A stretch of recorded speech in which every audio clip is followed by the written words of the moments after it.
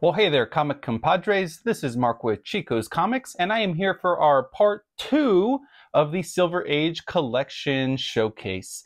Today, I wanted to give a special thank you to everybody who commented on the last video. A special shout out to our friend Lawrence over at Mighty Comics and Collectibles. If you guys haven't checked out his show, he puts out great content. I appreciate him jumping in as well. But yeah, let's go ahead and get started today. And we'll be going through the titles of Tales of Suspense, Captain America, Avengers, and Iron Man.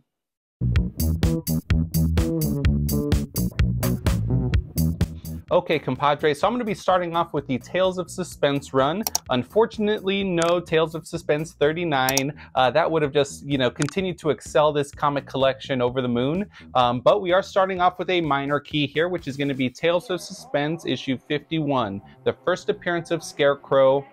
Not the DC Scarecrow, don't misconstrue that, but, minor key nonetheless. One of the things I really did like about this early run is it still has that nice trade dress that you would see on the Tales of Suspense 39. Very iconic right there in itself. Getting into the next issue, though, we will have Tales of Suspense 52. This is, of course, the first appearance of Black Widow. I love Natasha. Scarlett Johansson was just casting in those movies.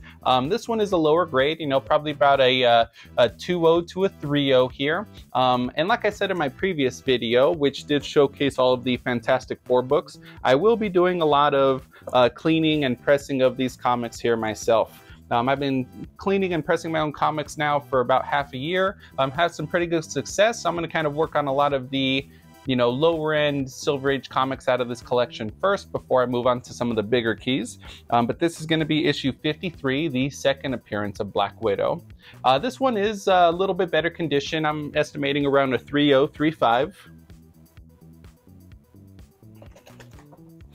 We're going to follow that up with issue 54, and this is the second appearance of the Mandarin. Mandarin does have his first appearance in issue 50, which we did not have. This run kind of starts at issue 51, and similar to the Fantastic Four run, this one just kind of has a nice, good stretch of books with, not too many gaps.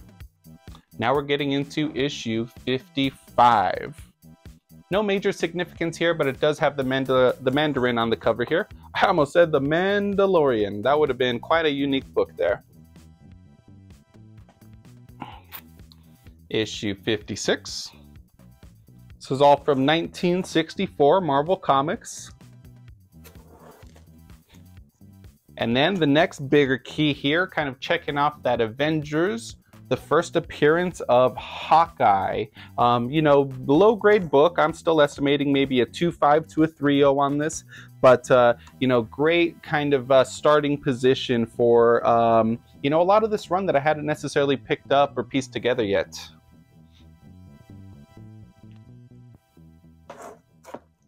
And I have checked all of these books. One of the biggest things that took time was looking through the collection and seeing if everything was complete. So, just going through the major keys took some time, checking for all the pages, making sure there were no cutouts, doing a little bit of check for restoration. Nothing has jumped out to me immediately, but I did want to, kind of double check. Issue 58, sorry, forgot to mention, this is the second appearance of Kraven the Hunter. His first appearance, of course, is in the Amazing Spider-Man. He makes his second appearance in the Tales of Suspense that does feature both Iron Man and Captain America on the cover here. Next, we'll have Tales of Suspense 59. This is the first appearance of our favorite AI, I guess, Tony Stark assistant, but this is his human form. This is the first appearance of Jarvis. He does appear here in the Tales of Suspense 59, just 20 issues after Iron Man makes his debut.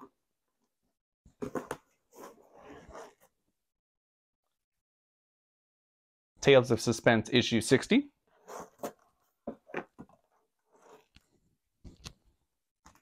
And then we will have the second appearance of Hawkeye in Tales of Suspense 61. So we have Tales of Suspense issue 63. There was a little gap. We did not have issue 62, but issue 63 is credited as the first Silver Age origin of Captain America. And for all the Captain America fans out here, there's definitely a nice big key coming up here in our Avengers run, if there's any inclination on what that book might be.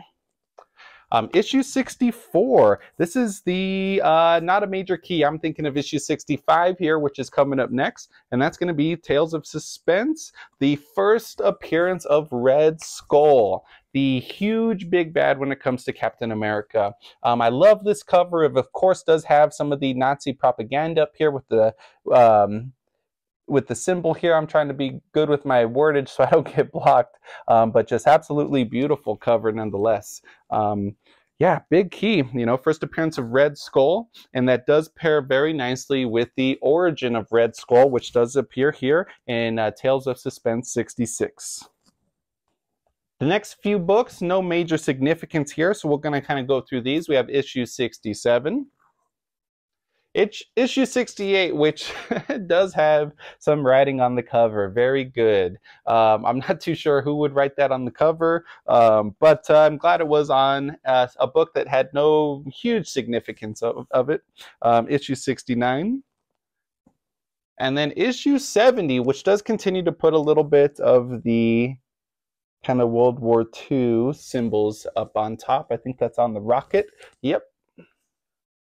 Okay, now we're coming into Tales of Suspense 71.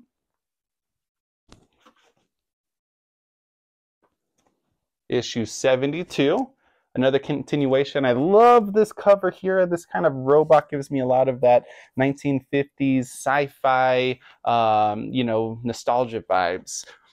When I was young, I grew up pretty much watching like 1950s sci-fi, early 60s, everything from, you know, a huge Twilight Zone. I watched every episode of Twilight Zone multiple times when I was growing up. Outer Limits, you name it.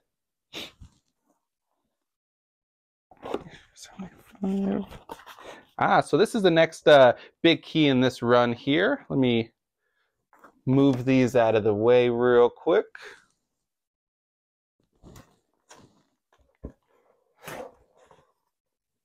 So this is the first cameo of Peggy Carter, Tales of Suspense 75.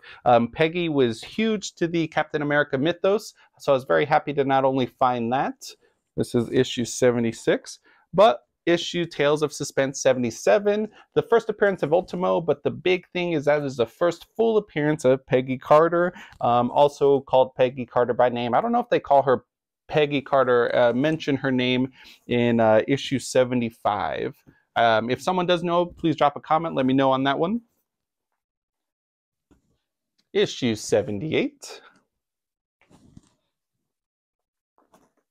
And then a minor key, issue 79, which is the first appearance of the Cosmic Cube.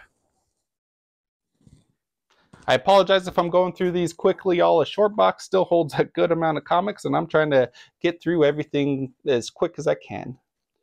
Let's hit issue 80. Ooh, you know, I think I might have misplaced that one. Issue 80 does say Cosmic Cube on the title. I might have switched that one out. This could be the first Cosmic Cube.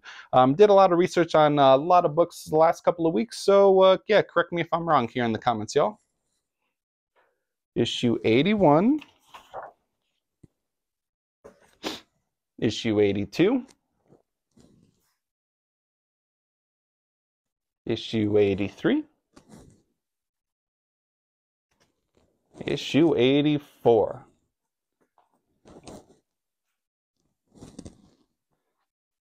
And this Tales of Suspense run actually runs all the way through to the end of this series, which is issue 99. As soon as issue 99 concludes, it actually starts Captain America's first solo title, and they continue the numbering from there, so that's why you get that Captain America issue 100.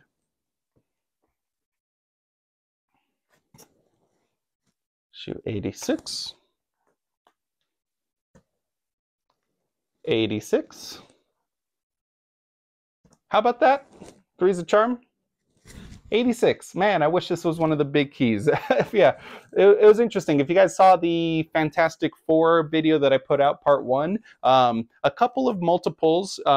One of the biggest ones was the duplicate copies of Fantastic Four 48, the first appearance of Silver Surfer and Galactus. Why he had 3 issues of issue 86, I'm not too sure, because I don't think there's any relevance to that book. But yeah, regardless, you know, multiples are always fun. I like to generally keep the highest graded or the highest, you know, condition copy, and then I'll probably sell 1 or 2 of the lower grade copies. But yeah, you know, having 3 to pick from isn't a bad deal either. And issue 90, actually, I really do look. Oops. Issue 90, dropping in grade. I do love Red Skull on this cover here. There's a couple of minor keys that are coming up in the later part of this run here. One of them was just featured in a recent MCU movie and was not well received. So, you know, I'm pretty sure that one is starting to, it has been dropping in price since then. Issue 91. Issue 92, issue 93. And so that book I was mentioning that was just the recent appearance is going to be Tales of Suspense, issue 94, first appearance of MODOK.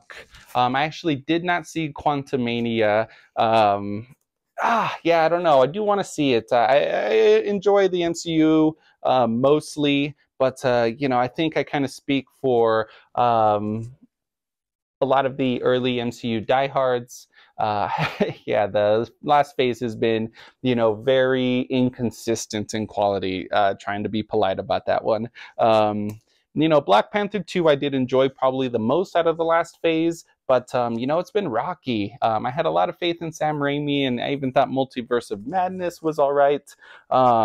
Didn't really care for Thor, Love and Thunder that much. You know, there's little glimpses in these movies that I enjoy, but yeah, I felt like generally the consistency is kind of, you know, fluctuated a bit. Maybe focusing a little bit too much on quantity over quality when it's been coming to the movies. I absolutely love this Black Panther and Captain America cover here. Issue 97, the one I just finished, is the first appearance of Whiplash. And then issue 99 is, of course, the final issue before you get Captain America 100. I really love this cover too. It gives me a lot of those James Bond vibes where they're about to slice him in half with the laser. I believe that's Sean Connery, James Bond. I can't remember which movie exactly, but that concludes the Tales of Suspense run. And now we get to have some fun and go into the big book of this viewing here. Huge key in this one, guys. This is, of course, Avengers 4, the first Silver Age Captain America. This is the death of Bucky, and this is the first Captain America on an official Marvel title. Triple whammy here. You know, Captain America made his debut in the 40s, and so this was his kind of reintroduction and pretty much full integration into Marvel Comics at this point. He starts to make his other appearances in that Tales of Suspense. We kind of reviewed a few of those here. But yeah, I was extremely ecstatic to see this one. This one is complete. I hadn't seen Restoration. I had gone through that book pretty significantly when I bought it. I'll pull it up one more time. But yeah, it's attached to both staples, centerfold, cover. This one, I don't think I'm actually going to want to work on it myself. I've had a lot of good outcome with Spineworks, with our friend Lenny over there in Florida. They've done some great work for me in the past. So this one, I think I will be sending over for him to do his voodoo magic on, and I want to get that one graded. The other 2 Avengers, there wasn't a lot of Avengers, but the next 2 I'm going to kind of show simultaneously because this one was one of the returned issues where they would rip off the top of the trade dress and return back to Marvel Comics. And yeah, so this is the first appearance of Goliath. The next one is completely coverless. Both front and back cover are missing. So yeah, they're, small key on this one, the first appearance of Goliath, but, if this was the Avengers 4 with the, top of the trade dress ripped off, then, I'd be having a different story as far as my love for that book. So yeah, I'm glad that this one, wasn't a huge one. It does take a big jump over here. We're going to go to Avengers 63. Avengers 64. Avengers 65. Avengers 67. I do love Ultron on that cover. I've heard Ultron may be making his MCU return. If they do, I really did like James Spader's voice work in Age of Ultron. So yeah, I think he'd be a great return. I just hope Marvel doesn't fall into this pattern of bringing back all the good elements from their previous movies to make their current ones good, right? Spider-Man No Way Home. Okay, don't shoot me for this one, but the best part of that movie was really all of the old characters. Tobey and Andrew Garfield coming back. Oh, I did miss issue 69. I think that's... where did I pull up here? 81, yeah. So issue 69 is the first appearance of Grandmaster and the Squadron Sinister. Grandmaster did make his appearance. I believe he was played by Jeff Goldblum in the Thor Ragnarok movie. But as I was getting back to that other tangent, though, yeah, Green Goblin, William Dafoe, Doc Ock, all the villains in No Way Home. These were all old villains, rehashed, and those were the best part of the movie, in my opinion. So, I don't know how much they're going to go back on that nostalgia factor. You can only milk that cow so long before, that becomes a trope in its own right. Issue 85, this is the first appearance of the Squadron Supreme. Issue 83 was the first appearance of the Lady Liberators. We have 2 more Avengers books. Issue 99 and issue 100. That concludes the Avengers right there. We're going to go through the next big title here, which is going to be our Iron Man. There was only 7 Iron Man books, but I had to be ecstatic that a nice copy of Invincible Iron Man 1 is here. This one I'm estimating maybe about a 6.0, maybe a 6.5 after a good clean and a press, but absolute beautiful cover. I mentioned in the first video, I love purple covers. The purple really accentuates, greens, reds, yellows, which it's doing exactly on this cover, and really just emphasizes Iron Man, and just all the detail in his armor is just excellent in this cover. This is the first solo Iron Man title here, and the origin of Iron Man retold. We have issue 2, issue 3, issue 4, issue 5. I'm going to move these down because our last 2 Iron Man books are going to include issue 7 and issue 11. All right, y'all. So the last title I'll be going through today. Finishing up this short box here with our buddy Steve Rogers, Captain America. And I had alluded to this a little bit with issue 99 of Tales of Suspense, but we're going to pick right back up here at issue 100. The first Captain America solo title. No, that is not correct, because I think that's in the 40s. But regardless, this is him reintroduced here. I love this Jack Kirby cover. Beautiful, iconic Jack Kirby work. Jack the Man. Stan the Man, Jack the Man. Whatever you think. Okay, we're going to go into issue 101. Captain America 102. 103. 104. 105. I think this is the first appearance of Batroc. Can't remember how to pronounce his name exactly. But yeah, I actually had a lot of these books I picked up in a small collection about 2 years ago. Unfortunately, had a decent amount of water damage. Some of them were starting to get a little bit of mold. Those ones I ended up getting rid of. I think I sold them in an auction. Low grade copies. I hope the person who picked them up after that enjoyed them, because yeah, you know, when it comes to water damage, especially mold, those are books I really do try to stay away from. This is issue 8.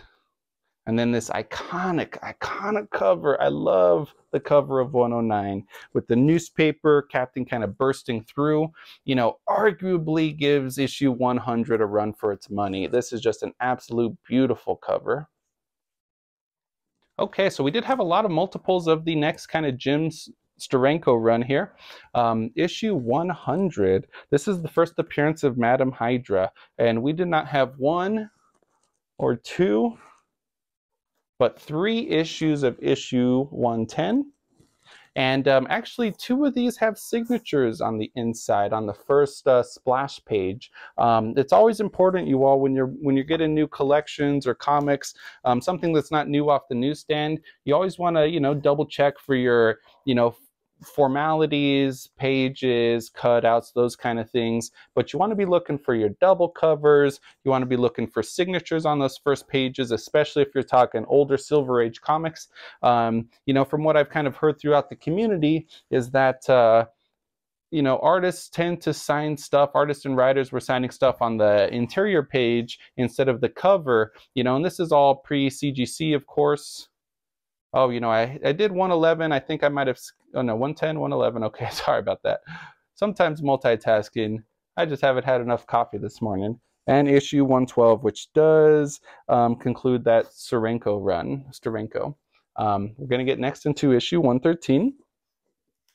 And actually, this one, I believe, also had 3 copies with it.